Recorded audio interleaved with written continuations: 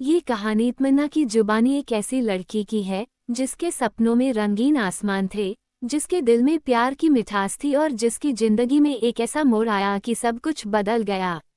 ये कहानी सुनाती है उस जोश को, उस जुनून को, जो कभी कभी हमें सही और गलत के बीच का फर्क भुला देता है। यह एक ऐसी दास्तां है जो भावनाओं की गहराई में उतरती है, जहां हर कदम पर उम्मीद और निराशा एक साथ नाचती हैं। आइए चले उस अनोखी यात्रा पर, जहां एक लड़की ने अपने दिल की सुनी, अपने पिता की बात को ठुकराया और एक ऐसी राह चुनी जिसने उसकी जिंदगी को हमेशा के लिए बदल दिया। उस लड़की का नाम था राधिका। राधिका एक छोटे से गांव की रहने वाली थी, जहां खेतों की हरियाली और नदियों की कलकल ही जिंदगी की सच्चाई थी। उसके पिता रामलाल एक सख्त मिजाज के इंसान थे, जिनके लिए इज्जत और परंपरा ही सब कुछ थी। राधिका की मां गुड्डी बहुत पहले गुजर चुकी थी, जब वह सिर्फ 5 साल की थी। रामलाल ने उसे अकेले पाला, मेहनत की कमाई से उसकी हर छोटी बड़ी जरूरत पूरी की। राधिका खूबसूरत थी, उसकी आंखों में चमक थी और होठों पर हमेशा एक हल्की मुस्कान रहती थी। गांव के लोग उसे प्यार से राधा कहते थे। वह पढ़ने में होशियार थी और सपने देखने में उससे भी आगे। उसे लगता था कि जिंदगी में कुछ बड़ा करना है, कुछ ऐसा जो गांव की चारदीवारी से बाहर ले जाए। पर रामलाल का सपना दूसरा था। वह चाहते थे कि राधिका जल्दी शादी कर ले, एक अच्छे घर में बस जाए और उनकी इज्जत को बरकरार रखे। गांव में एक लड़का था, गोपाल, जो राधिका के लिए रामलाल की पसंद था।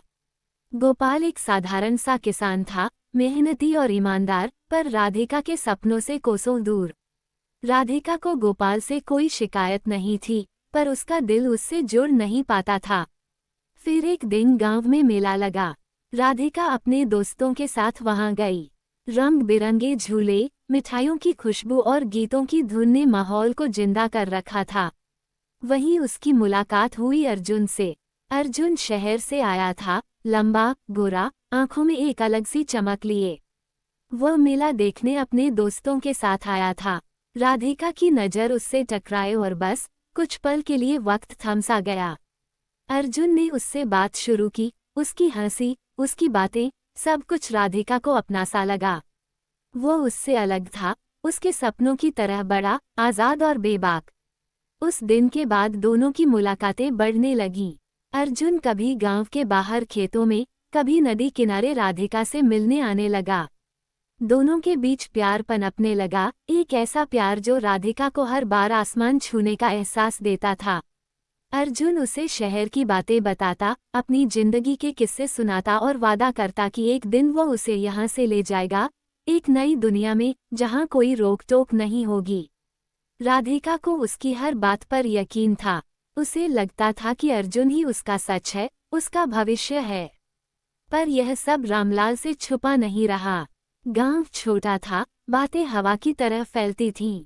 एक दिन किसी ने रामलाल को बता दिया कि राधिका को एक शहर के लड़के के साथ देखा गया है।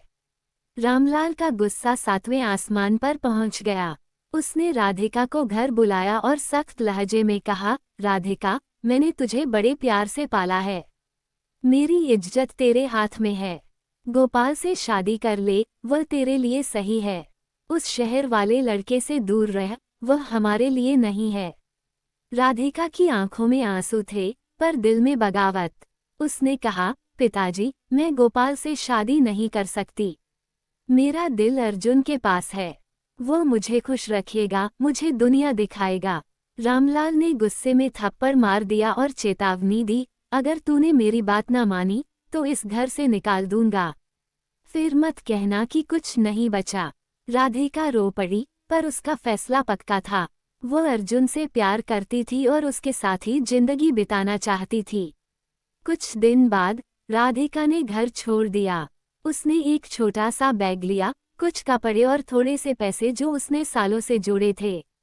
अर्जुन उसे गांव के बाहर मिला और दोनों शहर की ओर निकल पड़े। राधिका को लगा कि अब उसकी जिंदगी शुरू होगी, एक नई सुबह होगी। शहर पहुंचते ही अर्जुन ने उसे अपने एक दोस्त के घर ठहराया। शुरू के दिन बहुत खूबसूरत थे।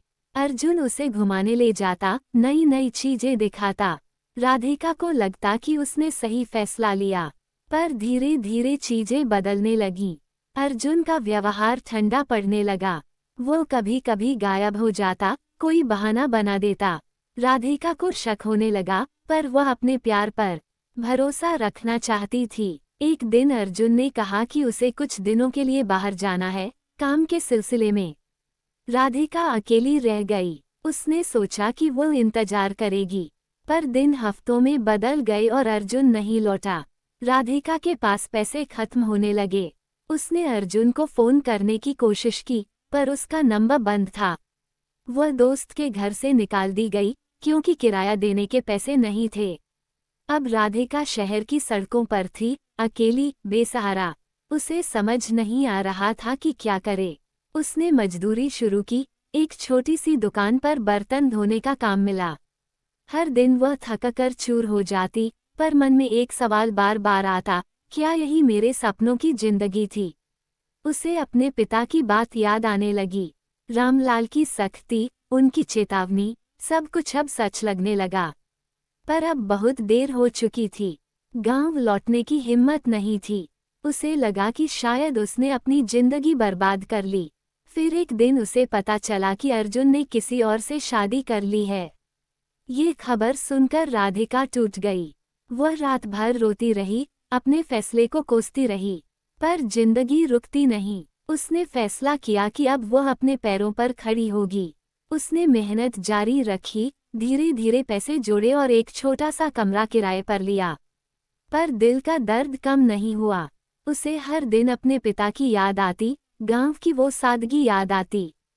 उसने सोचा कि शायद एक दिन वह लौट जाए, माफी मांग ले, पर इज्जत और गर्व उसे रोकते रहे। राधिका अब भी जिंदा थी, पर उसकी आत्मा कहीं खो चुकी थी। वह सोचती थी कि अगर उसने अपने पिता की बात मानी होती, तो शायद आज ये दिन न देखना पड़ता। राधिका की जिंदगी अब एक ऐसे मोड़ पर थी, जहां हर सांस के साथ दर्द की एक नई लकीर खींचती थी।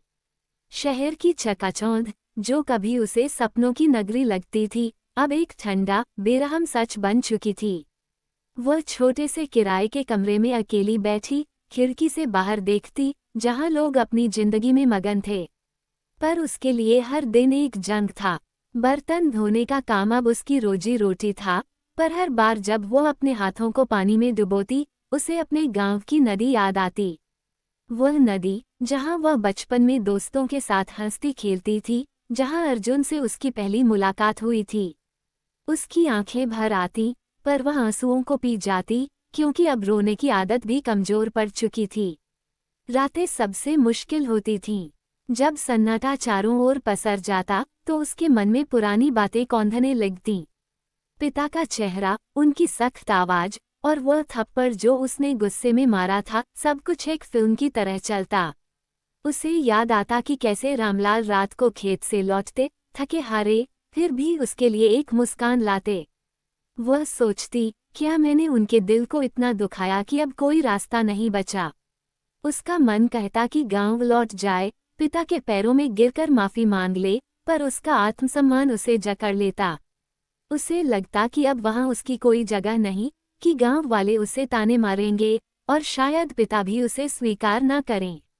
एक दिन काम पर जाते वक्त उसकी मुलाकात एक बुजुर्ग महिला से हुई।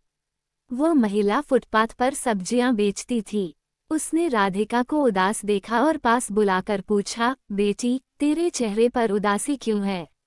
राधिका चुप रही, पर महिला ने उसका हाथ पकड़कर कहा, जिंदगी में गलतियां होती हैं, पर उन्हें सुधारने का मौका भी मिलता है। अपने दिल की सुन, पर यह मत भूल कि जो लोग तुझसे प्यार करते हैं, उनके बिना ये दुनिया सूनी है। राधिका की आंखों में आंसू छलक आए। उसने उस महिला को अपनी कहानी नहीं सुनाई, पर उसके शब्द दिल में उतर गए। उस रात वह सोच में डूबी रही। उसे अर्जुन की बेवफाई का दर्द अब भी सालता था, पर उससे ज्यादा पिता से दूर होने का अफसोस उसे तोड़ रहा था। अगले दिन उसने फैसला किया कि वह अपने लिए कुछ करेगी। उसने दुकान के मालिक से बात की और थोड़े ज्यादा पैसे के लिए एक अतिरिक्त काम मांगा। मालिक ने उसे शाम को दुकान की सफाई का जिम्मा दे दिया। अब वह सुबह से रात तक काम करती, थकान से चूर हो जाती, पर मन में एक छोटी सी उम्मीद जागने लगी। उसने सोचा कि शायद एक दिन वह इतना कमा ले कि अपने पैरों पर खड़ी हो सके और फिर पिता के पास लौटकर अपनी गलती की माफ़ी मांग सके। महीनों बीत गए। राधिका की मेहनत रंग लाने लगी। उसने एक छोटी सी सिलाई मशीन खरीदी और रात को कपड़े सिलने का काम शुरू किया। गांव में उसने अपनी माँ से सिलाई सीखी थी और अब वही हुनर उसके काम आ रहा था। धीरे धीरे उसकी कमाई बढ़ने लगी। उसने अपने कमरे को थोड़ा सजाया, एक छोटा सा पौधा लगाया जो उसे जिंदगी की नई शुरुआत का एहसास देता। पर हर रात जब वह अकेली होती, उसका दिल गांव की ओर खींचता। उसे अपने पिता की बहुत याद आती। वह सोचती कि क्या वे उसे माफ कर देंगे, क्या वे अब भी उससे प्यार करते होंगे। एक दिन उसे खबर मिली कि गांव में रामलाल की तबीयत खराब है। ये सुनकर उसके पैरों तले जमीन खिसक गई। उसे लगा कि शायद यह आखिरी मौका है। उसने तुरंत अपने पास जो थोड़े से पैसे थे इकट्ठा किए और गांव के लिए बस पकड़ ली। रास्ते भर उसका दिल धड़कता रहा। उसे डर था कि पिता उसे देखकर क्या कहेंगे। क्या वे उसे दरवाजे से भगा देंगे या फिर गले लगा लेंगे। बस गांव के पास रुकी और राधिका धीरे धीरे अपने पुराने घर की ओर बढ़ी। घर का दरवाजा वही था, पर अब पुराना और जर्जर लग रहा था। उसने हिम्मत जुटाई और दरवाजा खटखटाया। अंदर से एक कमजोर आवाज आई, कौन है? ये रामलाल की आवाज थी। राधिका का गला रुंध गया। उसने कहा, पिताजी, मैं हूँ। राधिका। एक पल के लिए सन्नाटा छा गया। फिर दरवाजा खुला। रामलाल सामने खड़े थे, कमजोर, बीमार, पर उनकी आंखों में एक चमक थी। उन्होंने राधिका को देखा और बिना कुछ कहे उसे गले से लगा लिया। दोनों की आंखों से आंसू बह रहे थे। रामलाल ने कहा, बेटी, तू लौट आई। मैं हर दिन तेरे लिए तरसता था। राधिका रोते हुए बोली, पिताजी, मुझे माफ कर दो। मैंने आपकी बात नहीं मानी और अपनी जिंदगी बर्बाद कर ली। रामलाल ने उसके सिर पर हाथ फेरा और कहा, जिंदगी अभी बाकी है, बेटी। अब तू मेरे पास है, यही बहुत है। उस पर राधिका को लगा कि शायद उसकी जिंदगी को एक नया मौका मिला है। वह अपने पिता के साथ घर में दाखिल हुई और दोनों ने मिलकर एक नई शुरुआत की। पर अर्जुन का दर्द, उसकी बेवफाई और शहर में गुजरे वो काले दिन अभी भी उसके मन में कहीं गहरे दबे थे। वह जानती थी कि ये दर्द कभी पूरी तरह नहीं जाएगा, पर अब उसके पास अपने पिता का सहारा था। गांव की हवा, खेतों की खुशबू और पिता का प्यार उसे फिर से जिंदगी की ओर खींच रहे थे। राधिका अब अपने पिता के साथ गांव में थी, पर उसकी जिंदगी का संघर्ष अभी पूरी तरह खत्म नहीं हुआ था। रामलाल की तबीयत दिन ब दिन बिगड़ती जा रही थी। गांव के वैद्य ने बताया कि उन्हें कोई पुरानी बीमारी ने जकड़ लिया है, जिसका इलाज शहर में ही मुमकिन है। राधिका का दिल बैठ गया। उसे लगा कि जिस पिता को उसने इतने दिनों बाद पाया, क्या वह उन्हें फिर से खो देगी। उसने फैसला किया कि वह अपने पिता को बचाने के लिए हर मुमकिन कोशिश करेगी। उसने गांव के कुछ लोगों से मदद मांगी, पर ज्यादातर ने मुंह फेर लिया। लोग अब भी उसे उस लड़की के तौर पर देखते थे जिसने अपने पिता की बात नहीं मानी और घर छोड़ दिया था। राधिका को उनकी फुसफुसाहट सुनाई देती, पर वह चुप रही। उसका एकमात्र मकसद अब रामलाल को ठीक करना था।